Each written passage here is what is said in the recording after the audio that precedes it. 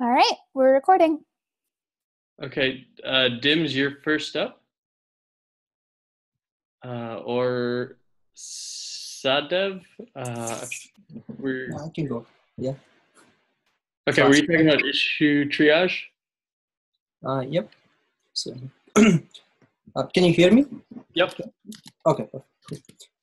Yeah. So a few months back when we created the triage guideline, we talk about a few things, and this is one of the things I wanna sort of re-mention.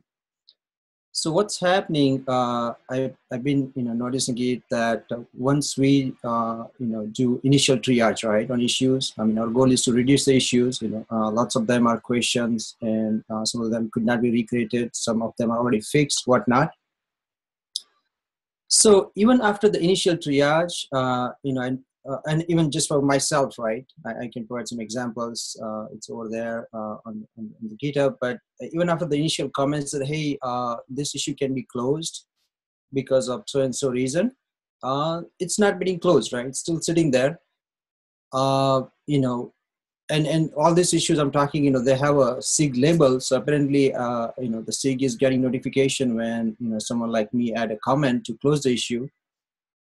So, I'm wondering, like I say, we did talk a little bit about it earlier, that each SIG should have a sort of triage representative, which, hopefully we can see, while the initial triage that, hey, can you please close it, if you agree with it, right? And like I said, a lot of issues are trivial issues, they can be closed, even by a member. But having SIG representative, who is for the triage, I think that would be very helpful, something we should have. And with that, I think if we can reach out to all the SIGs and ask them, right, if they are, it seems like it's not already there, right?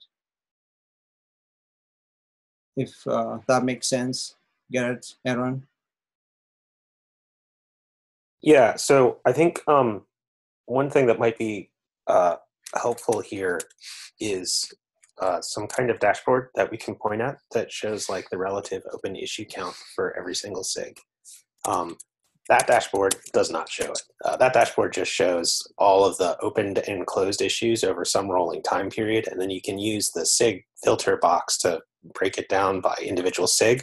But if you really want to get people competitive, or if you want to do some public bragging or shaming, you probably want to be able to show a graph of all of the SIG side by side.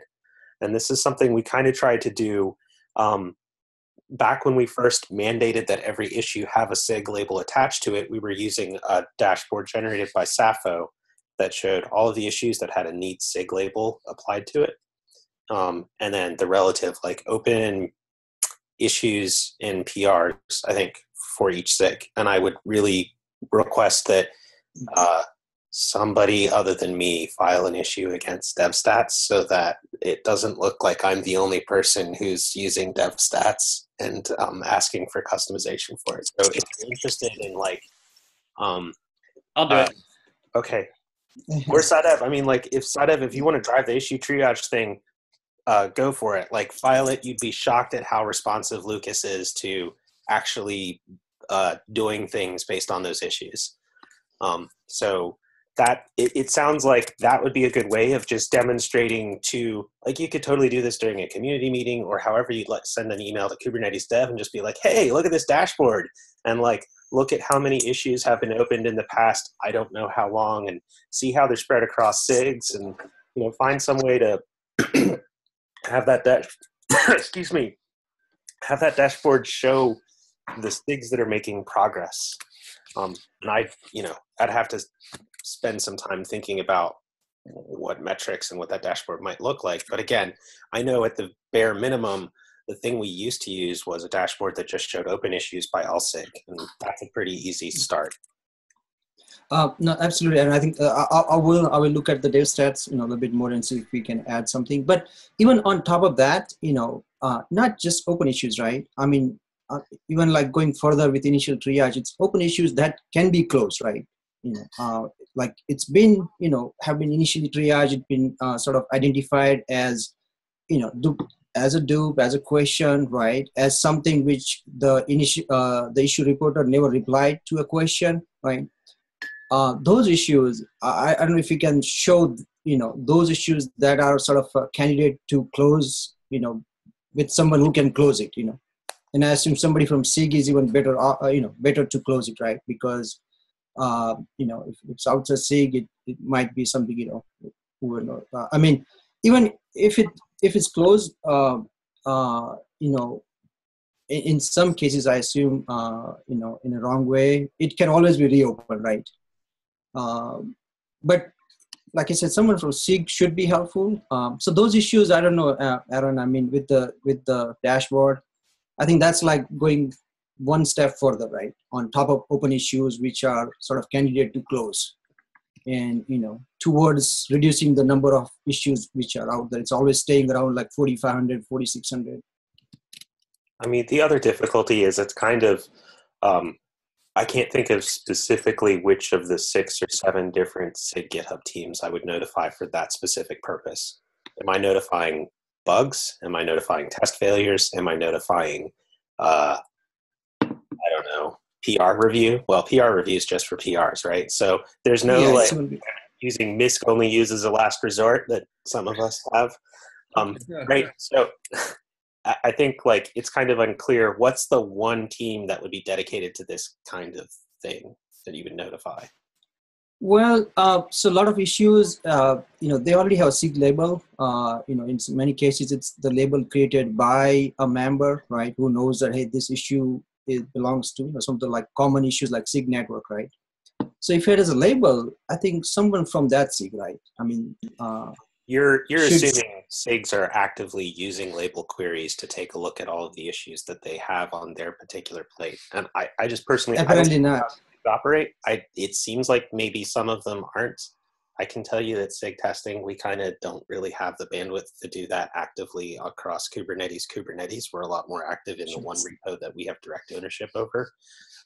But so the next thing would be to actually use one of the GitHub teams to notify the SIG. Sometimes that's, the best way I have to notify a group of people or let them know that there's something happening on this issue. And then, yeah, as you said, like in the past, sometimes I think I have closed issues and been like, hey, I don't think this is relevant anymore. And if you think I'm doing the wrong thing, you please reopen it. But exactly. The question you're asking is how do we incent the other SIGs to do this for themselves? Yeah, absolutely. And I mean, the main thing I'm looking here is to close issues which should be closed, instead of sitting there, right? I mean, regardless of SIG, honestly, and that's our goal, right? To reduce number of open issues, to get a better understanding of what kind of work is required, right? Because many times we just go with the numbers, right? And if you think that, hey, these numbers can be reduced, and somebody's already identifying those issues, I think, closing those issues, I think that's what I think it would be good to have, right? So. Yeah, I agree. I just think like high visibility dashboard means that it shows people that we're paying attention to it and that we will also like be paying attention to their victories and celebrating their victories. But if they don't think anybody's watching, there's less incentive to do it. True. Yeah. Well, I know. So the dashboard thing, yeah, I definitely want to take a look, Aaron. Other thing, I don't know, like I said, it would be nice to close those issues out there. But I'm sure they may sit longer and eventually will be closed, right? So. I mean, there might be nothing wrong with just putting together a quick email to Kubernetes dev or something and saying like, hey, we've noticed, here's a query that you as a SIG owner could use to see all the open issues that are assigned to you. And a couple of us are trying to help out with triage, and we're noticing that there's some issues that are closed. Here's my best guess for how to get in contact with you as an individual SIG to like try and get you to close the issues. Does this make sense? It might devolve into some long random thread. I don't know, but just try and like get the notify a wider audience that we are trying to do something about this. Yep. Yeah, that's a good idea. Yeah, absolutely. So I'll try to put something for the email and send it to the Kubernetes dev, like you said, for better discussion. Yeah. Yeah. Cool. Thanks. Absolutely. Well, that's pretty much it from me, Garrett. Okay, thanks, Dev. I added an action item for you to follow up on the repo, on the DevStats repo. Okay. George, I added a bullet for the contributor guide. I think you wanted to do off week like working groups or informal meetings. Do you want to talk about that? What you're trying to get started? Yeah, sorry, I was just eating lunch. Trying to sneak in there. Yeah, so the contributor guide, we synced up with the developer guide folks. There's one guy who just started at Red Hat, and he's going to be working on it. Unfortunately, he can't really commit until the first of the year because KubeCon's kind of sneaking up on everybody. And I've got some great contributions from someone in Samsung who's helping me redo the table of contents to be more user-friendly. So there's more work on that. Other than that, if still open for contributors if people want to dive in and stuff. I can help walk them through that. And then what we'd like to do is take the Wednesdays when we're not meeting for this SIG to have sync meetings on doing the contributor and developer guide stuff. I figured it'd be good for us to like set milestones and kind of get us going in a regular thing. But it's not going to be an official working group because I'm trying to avoid making a working group. So I will post that. And then as far as the contributor cheat sheet, we put it, it's in the community repo somewhere. I forgot exactly. But I put it where Christoph told me to, and it seems to make sense. And I'll go ahead and update that link. And that's all I have. And +1 to the contributor guide, if anybody on this call wants to help, there's plenty of help. And the good news is that most of the copy is there. It just needs to be copy pasted together. It needs to flow. So thanks to everybody that's already provided opinions and help so far. It's been greatly appreciated. That was my 2 cents. Thanks. How are you guys dividing up the work on that? 65 pages is a lot, and it'd be nice if it could be like parallelized. But like you said, it needs to flow also. Is it possible for multiple people to get involved, or is this one of those things that it's better if it's just? Yeah, we haven't really gotten to the point where we're assigning chunks yet. Like for example, Ihor wants to work on the getting started section, and he's kind of working on a set of slides and things like that separately. We haven't had a person say, "Hey, I want to handle this," and then go do that quite yet. But I feel like the table of contents is like mostly stable now. I've also have not had as much keyboard time, to just work on it. But I'm hoping to do that more this week. A lot of the cleanup has just been taking out information that is just completely inaccurate, or 404 links and stuff like that. I mean, stuff that's just completely dead copy. I mean, that's what we've been doing. That's what we did to start. So now that we're at this point of, okay, most of this copy is legit, or many people on this call have commented on the doc like, hey, I don't think this even needs to be in a contributor guide kind of strategy. So now, like George said, we're almost at that point where we can divide and conquer. It was just a matter of, is this copy even legitimate? Is there an umbrella issue that I can point people to if they're interested? And the little evil plan I want to do is to finally update this stupid contributing.md file in Kubernetes. And instead of saying it's a big problem and linking to community, I would say, we recognize that the docs are not quite the greatest. And here's the issue where we are working on improving the situation. And here's the best guess at maybe some place to start, or like take a look at the contributor cheat sheet or something. But I get the impression that this is still a really large and ongoing effort, and that contributing MD file is bugging the ever-living crap out of me. Yeah, you've mentioned it like 5 weeks in a row. At least. Yeah. Well, I keep mentioning it thinking like, hey, it's low-hanging fruit if somebody wants to do it, but if nobody wants to take it on, I will. But I want to have an issue to say. Yeah. People who look at the contributing MD and are like, "Wow, this makes no sense. I want to like improve the situation," can actually see the issue where it's like, "Hey, we are aware of this and we are addressing it. And if you want to help out, here are the ways and places you can help out." Yeah, I know we have an open issue. I can't find it. I'll stick it in the notes. I'll stick it in the notes. We actually have two open Here it issues. is. We have one against the website, which will be for the transfer once we're done, and then the second one is against the community. Yep, it's 6102 and 892 are the two bugs. If you want to. I'm gonna have to defer to looking at the meeting notes later. Yeah, so I'll toss them in the notes. Don't worry about it. It is a big topic. It's true. It's a big topic. So I have a question. Yeah, go ahead.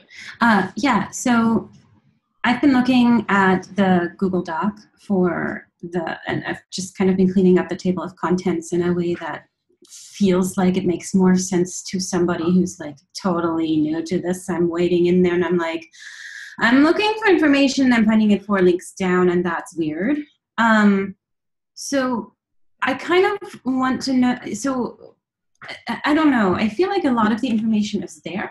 And I think, as Paris mentioned, a lot of the dead links have been cleaned up and a lot of the out-of-date information has been cleaned up as well. So once I found all those pieces, I could successfully submit a PR against community at least. And and I just sort of, I don't know, I feel like a lot of it is mostly there. So it's really just a matter of puzzling it together. So I'm a little bit curious as to what the next step looks like. Are we just going to, I don't know. The main thing that is confusing to me is that I'm looking at this from the perspective of like a GitHub file tree. And things will be linked to each other and from a top level, and then you can go, hey, for how to submit a PR, go here, that sort of thing. But we are porting it to the website, so I'm not quite sure what that's going to look like. Is that going to link to GitHub? Is that going to, that's just sort of my main question. What is the next step? Well, for the website, we'll need way less than 55 pages. So now the task is, how can we use the information that we have in a very concise manner to fit it on the website, and then also add in links to the proper community repo docs. So I see it as a couple different parts. Number one, getting the information that's in community repo right now up to date and sunsetting some of the docs that are already in there.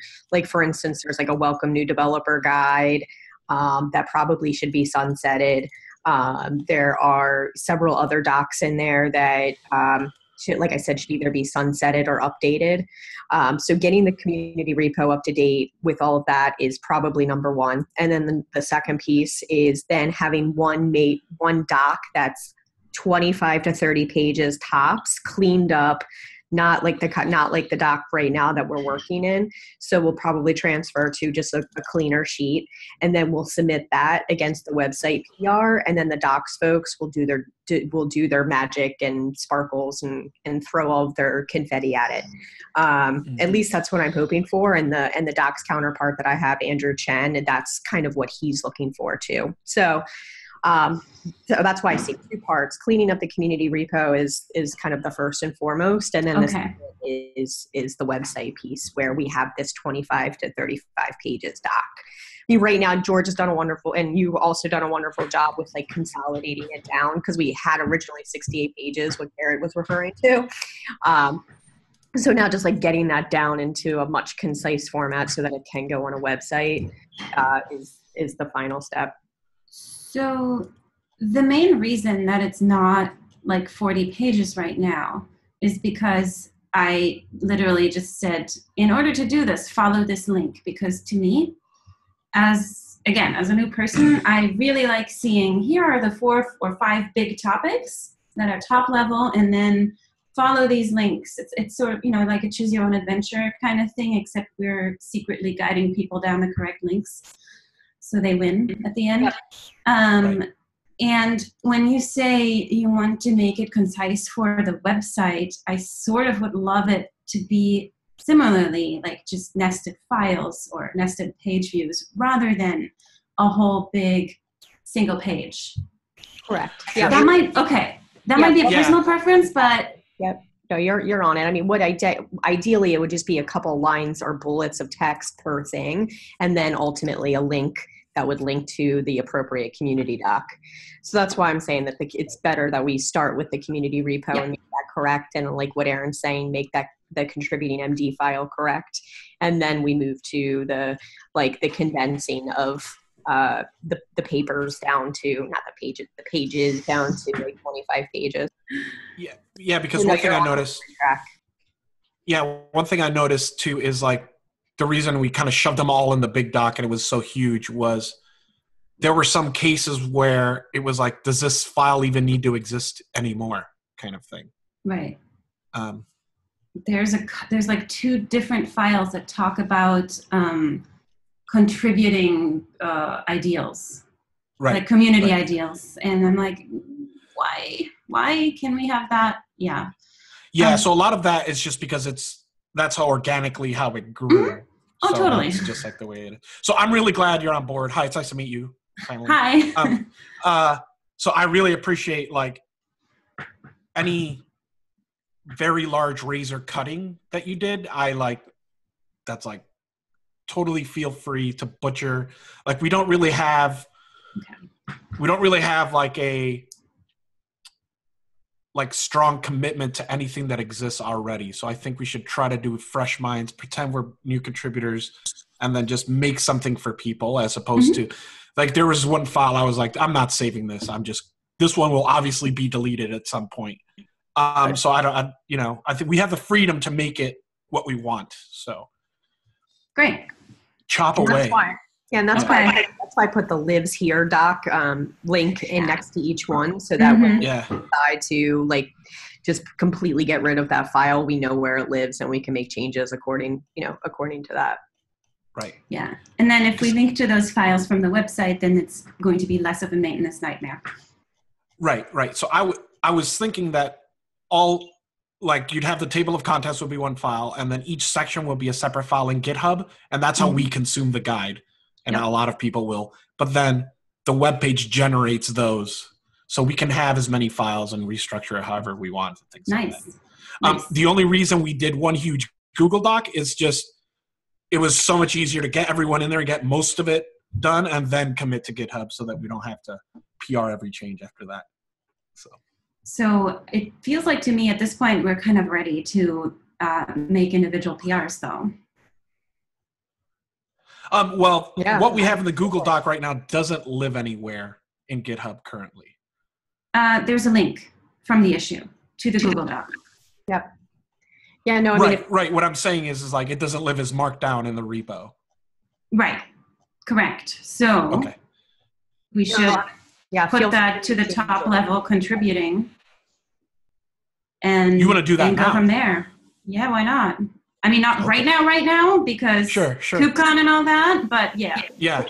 Well, I think we should definitely do it before KubeCon because Paris kind of made up a deadline and committed us to it. So we might as well just go. No pressure. Aaron, I could see this makes Aaron very happy if contributing gets fixed. So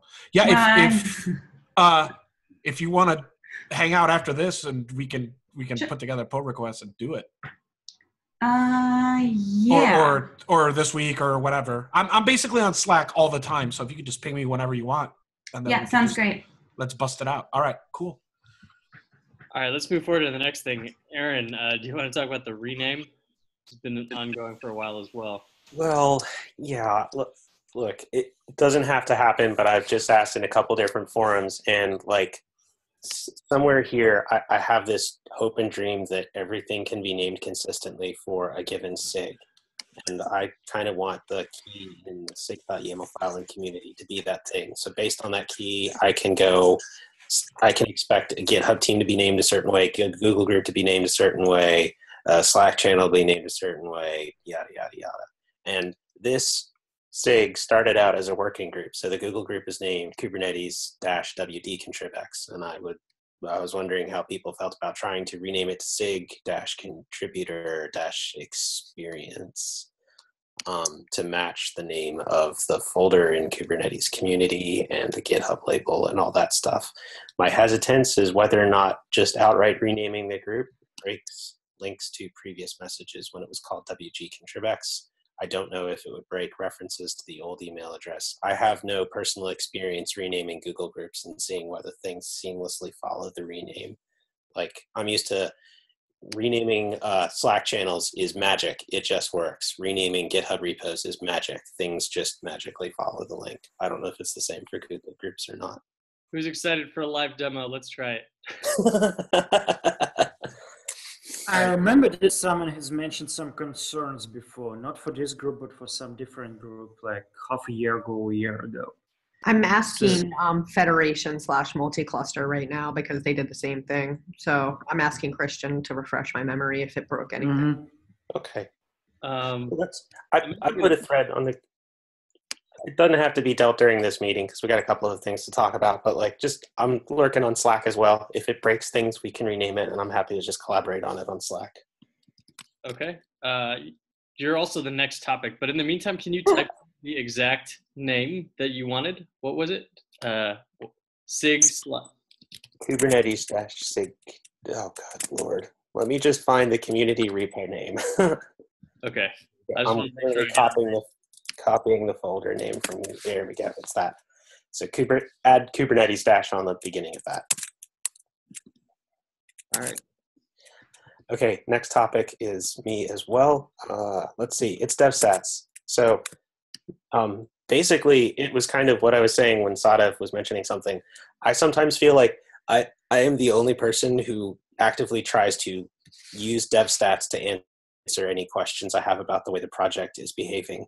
And I would be greatly interested to A, hear how other people are using it, and B, encourage other people to try and file issues against the DevStats repo, because pretty much every time I see Lucas talk about it, he mentions, hey, please use issues to talk to me. Please submit pull requests. I am sitting here actively awaiting your feedback. And if I go look at the issues link right now, there's still really not a whole lot.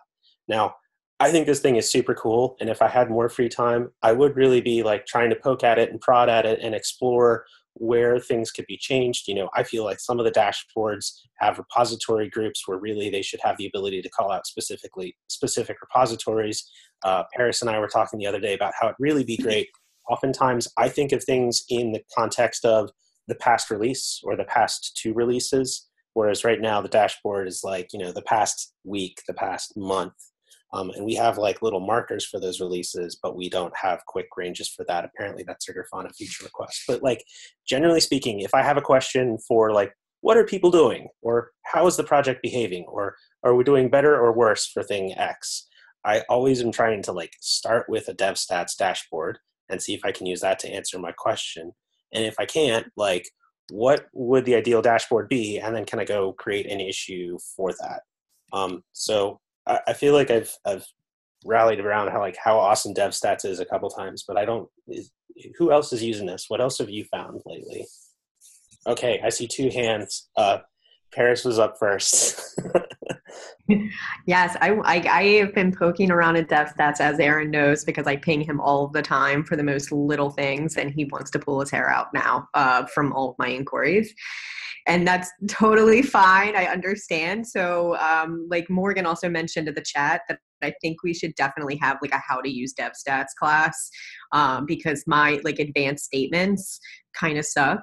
And my SQL skills are very rusty at best. So it would be, and a lot of what's on there, the pre-made charts and the pre-made graphs and things like that are good, but I kind of want to take a lot of that stuff a step further. And either related to a release or related to a certain time period that's not listed in DevStats. So I think it would be cool if it's Lucas, right? His first name, Aaron. Okay. I think it would be cool. Like I'll submit an issue to Lucas to see if he would be cool with like the notion of like a 30-minute premiere of how to use this and get what you need out of it. And if not, like what you should come to me about issues with, etc. And I think maybe we can advertise that to like SIG leads too. Maybe it's people have just been quiet because they look at it and they're intimidated. I don't know. But that's kind of my 2 cents. George? Yeah, I was just going to say I use it almost every day for something when I'm trying to get something out of someone. So I actually use the company tracker for our own contributions to kind of keep track, even though it's not like like it doesn't measure my work at all, right? But I kind of get a feel for how we're on-ramping engineers and stuff based on the amount of like PRs that our company has landed that month and stuff. Even though it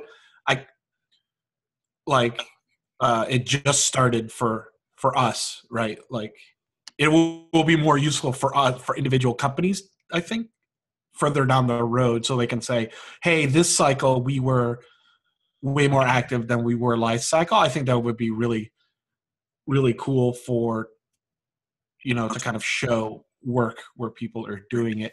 And I do want to talk, I had a plan to talk to Lucas at, like, corner him, maybe we can do this together, Aaron, like how you mentioned changing the milestones to like releases. I feel like maybe like the bug I filed for it was like way too complex. It was like too big of a topic, right? Like we should consider the SIGs themselves to be like the top level object. But he didn't just want to go create, 37 sets of graphs because then no one would read that. So I had a plan of like, hey, what would that look like if that was like? Yeah, I mean, here's the thing, I guess. Like, it is my impression that Lucas is the guy who knows how to hack together the technology to put up.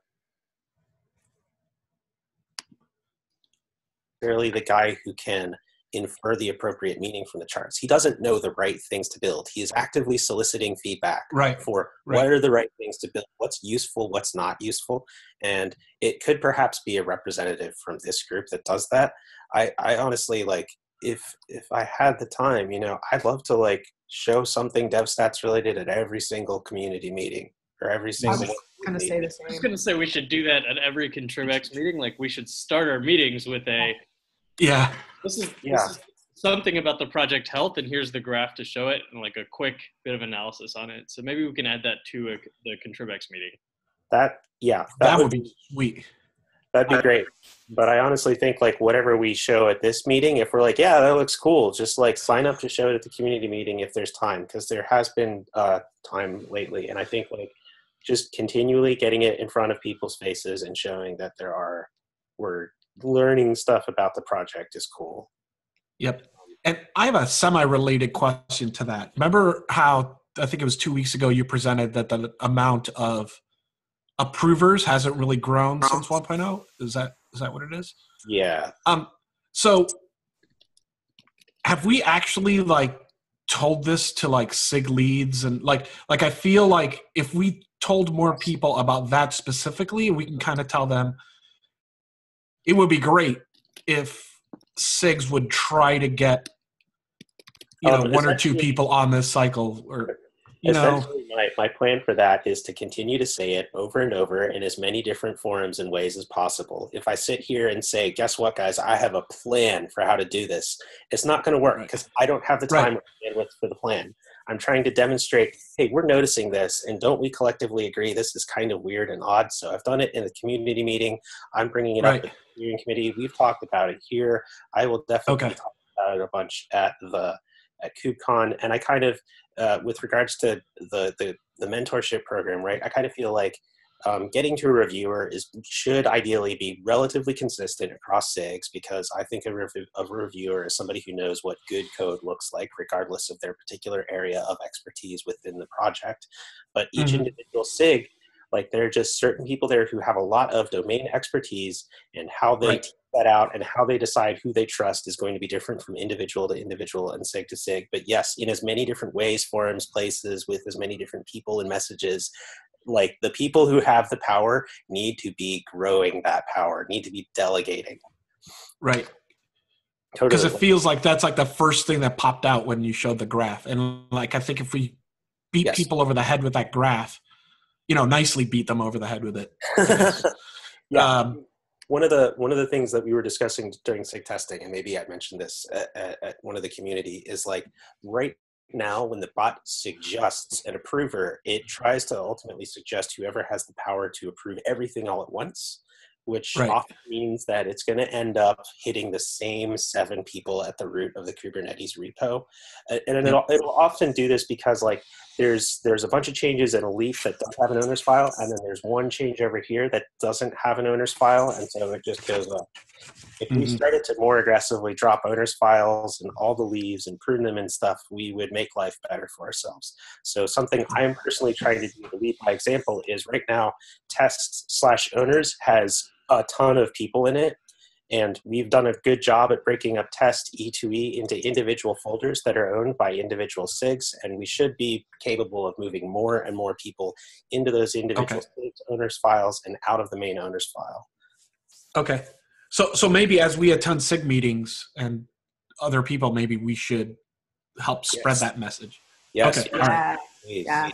Okay. And I think every community meeting during the announcements, like we shouldn't even put it necessarily on the, like on, a demo or anything, but during the announcements, one of us should like even just pull up a chart and be like, look at that. And if people say like, oh, that chart isn't interesting, then we can say what is interesting, and kind of go from there. And this is right away where I would start to question, like, how could we show a graph of the number of people added and removed from owners over the past whatever, right? Just like, I think you could start easy with just saying, hey, here's a graph showing growth in approvers. Yeah. We all know this is horrible. KubeCon is coming up, and you're all going to have a lot of meetings. Start thinking about how we grow this, right? Like you don't have to figure it out now, but just keep in the back of your head that we need to start thinking about mentorship and all that stuff. And if you want to get involved more, Paris is working on this for you, to kind of just tell them in the back of their heads, right? Like start thinking about. I don't know who here is going to the contributor summit the day before KubeCon, but I guarantee you, I know Garrett's going. I know I'm going. I guarantee I'm going to be saying and using this as much as I possibly can. With all the I will join you. To research it.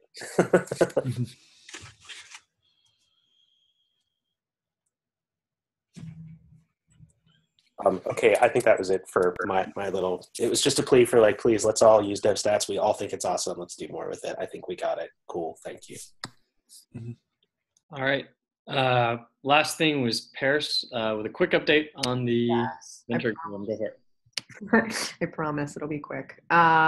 So the deck is linked in our notes. The deck includes link to mentor-mentee guidelines, expectations. Survey results are in the back from the survey that we conducted a while ago. Community membership doc, which is the ladder to some people, etc. So please feel free to browse, comment, and help. There is a help slide at the very end that I'm completing now. But the areas that we need the most help with is identifying some more meat and potatoes to the mentor-mentee guidelines.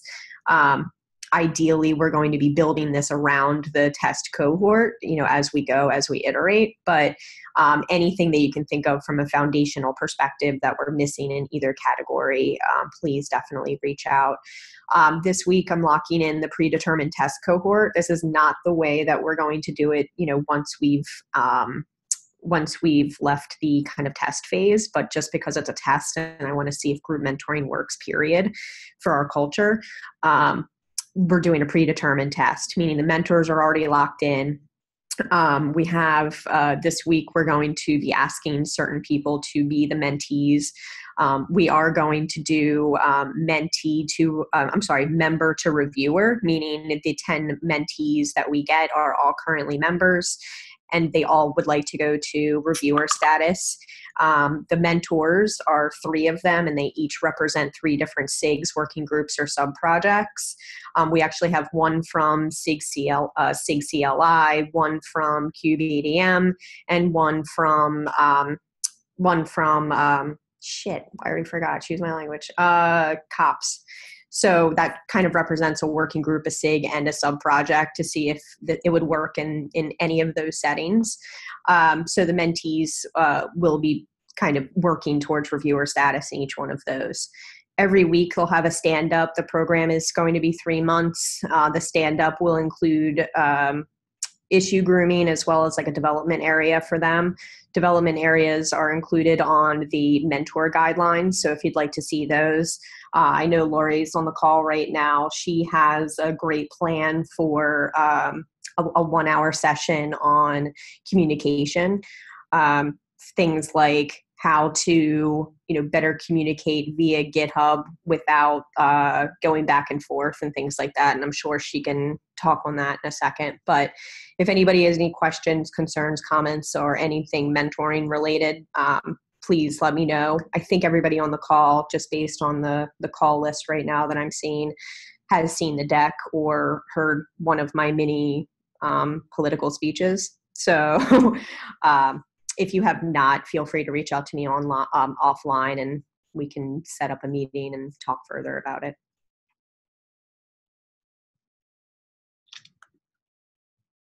Pipe in here? Yeah. Oh, thank you, Paris.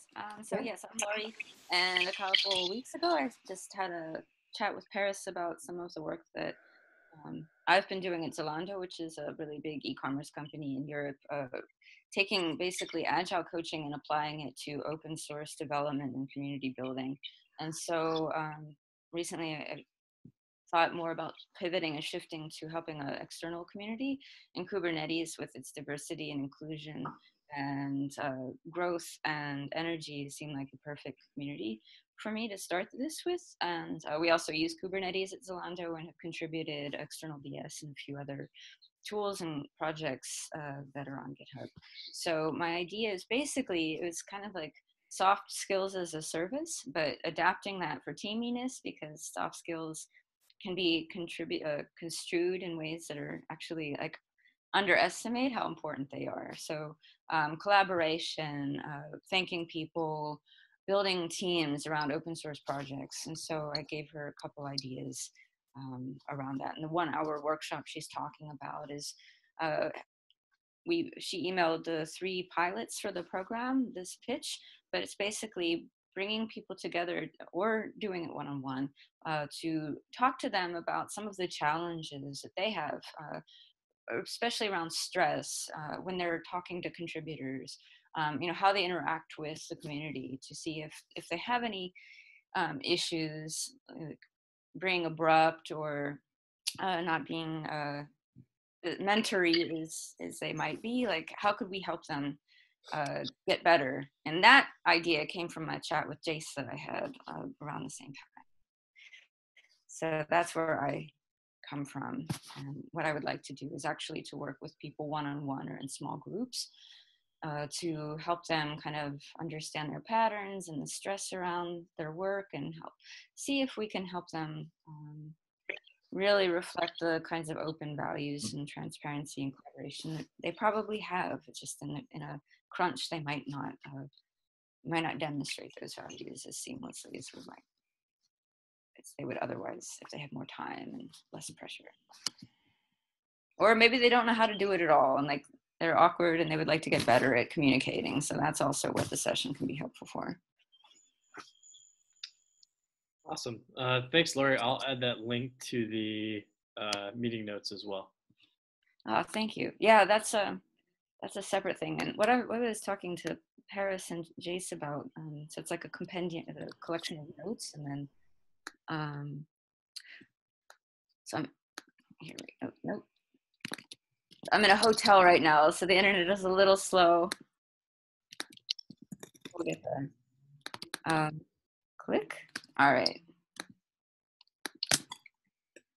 So that's the concept for this particular mentoring program. The sub-page there is this idea of this session around handling stress and communicating more effectively. And then that could be part of a longer initiative that was that I started separate from this environment. It was just the idea that I had during DockerCon about a month ago, but it all kind of fits together.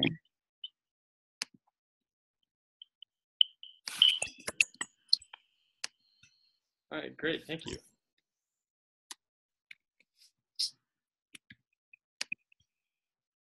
All right, is there anything else we wanted to cover today?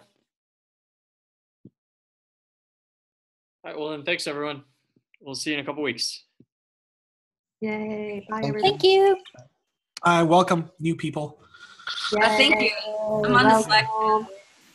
I'm Lapple or Lapple. If you have any questions or like, who are you? What are you doing here? Like, reach out on Slack. Yeah. All right. See ya. Thanks. Bye.